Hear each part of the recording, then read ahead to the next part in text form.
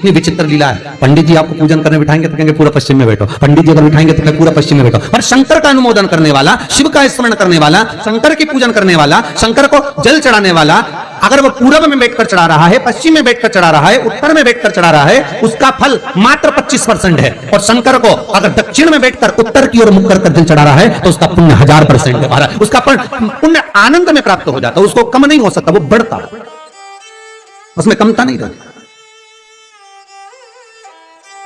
एक प्रैक्टिकल करके देखना, छोटा सा प्रैक्टिकल, छोटा सा है। मान लो किसी व्यक्ति को बहुत तेज बुखार आ रहा है, ठीक है, बहुत तेज बुखार है, कोई बच्चा है, कोई बड़ा है, उसको बहुत तेज बुखार आ रहा है, बहुत तेज। अब आज के जमाने में बुखार कोरोना के चक्कर में भी है, वो भी ध्यान रखना हो। पर मान लो किसी व्यक्ति को बुखार बहुत तेज आ रहा है और बच्चा तब भी बहुत रहा है, 1 लोटा पानी महाराज लेकर जाइए, उल्टे हाथ में उस कलश को रखिएगा, सीधे हाथ से उस कलश के ऊपर हाथ रखकर लेकर ऐसे कैसे ही मंदिर में चले जाओ शंकर जी के। दक्षिण की ओर खड़े हो, उत्तर की ओर मुख करो, एक पात्र भी लेकर जाओ, उस पात्र को जहां से पानी गिरता है वहां रख दीजिए और उस पानी को शंकर जी को चढ़ा दीजिए। उस पानी को लेकर जाओ, एक बाल्टी में डाल दो, दूसरा पानी उसमें भर लो, जिस व्यक्ति को बुखार आ रहा है उसको स्नान करा दो। 15 से 20 मिनट के बाद में, 20 मिनट भी जान दो, अगर आपको लगता है कि शरीर ठंडा हो गया, और आधे घंटे बाद उसको फिर आप टेम्परेचर नापेंगे, बुखार धीरे धीरे समाप्ति की ओर आ जाएगा, बुखार टिकेगा नहीं उसके शरीर में।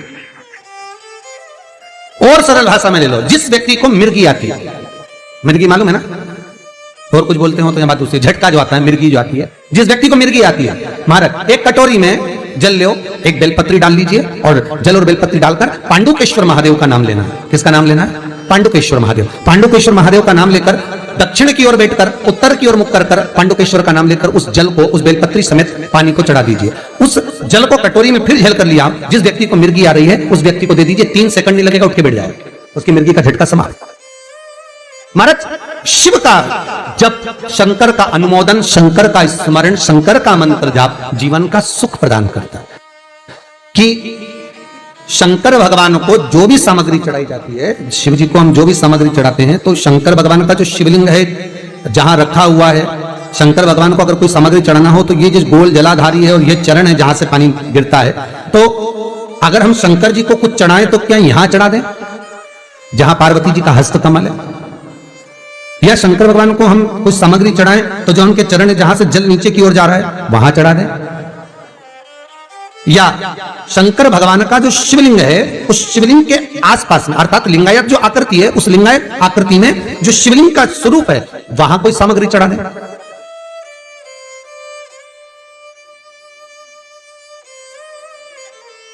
स्वीकार करेंगे भगवान? शिव महापुराण का संवाद कहता है, लिंग पुराण में लिखा है कि जो शिवलिंग होता है, जो भी वस्तु हम चढ़ाते हैं भगवान को, वो इस शिवलिंग के, इस लिंग के ऊपर, इसके ऊपर समर्पित करते हैं ना। उसका कारण क्या है? क्या कारण हो सकता है उसका? शिव महापुराण में वर्णन किया, लिंग पुराण में वर्णन किया, स्कंद पुराण में आया और नर्मदा पुराण में आया कि जब हम जहां से ओम प्रगटा है, जहां से ओम बिंदु का प्रागट्य हुआ है, उस ओम बिंदु पर जब हम कोई सामग्री समर्पित करते हैं तो वो सामग्री केवल एक देवता की नहीं रहती, वो 33 कोटि देवताओं को समर्पित हो जाती है।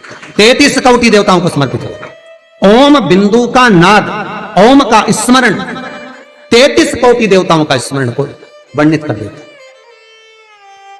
श्री शिवाय सब्सक्राइब करें, नमस्तुभ्यं श्री शिवाय नमस्तुभ्यं श्री शिवाय नमस्तुभ्यं।